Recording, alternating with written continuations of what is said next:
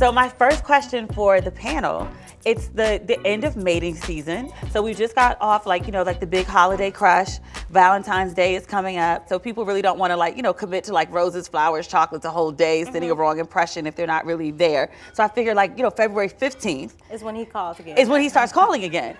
I'm back. Tony is like, I don't know this life. I'm out this game. I don't know this life. Well, mating season is really when you went home. It started Thanksgiving when Aunt Ethel was like, baby, you're getting a little older. What's going on? So all of that, you start to feel that pressure to settle down, and then your cousin come home who was dating him for 3 months, and now they're engaged. And so definitely we see a spike of engagements and just weddings around this season. You see the spike in your Facebook feed that you're seeing all these, that's what every girl is doing. And so you feel that pressure, and it's natural, but we have to know that it is just a season. So don't let that force you to make bad decisions, to feel like, well, let me just settle for something so I'm not alone, because Valentine's Day is just a day. Don't show up on the 15th broke.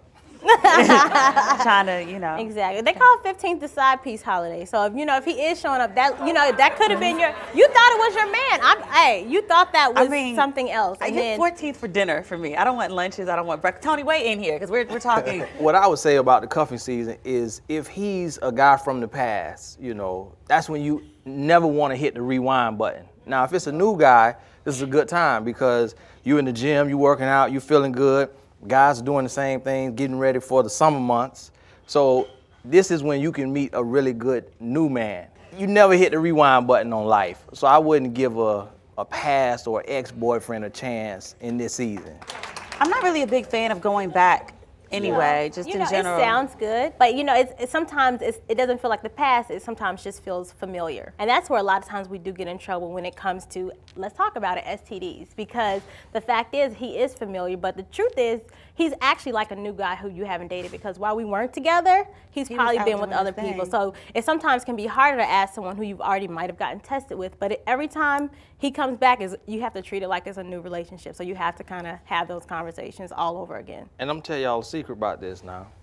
Well, if the man has a way with women, because I'm a former dog, and I'm married 7 years, faithful, and a lot of women, you have the man that you kind of know, you off and on with. I had a girl that I was like that with, and I had several other partners.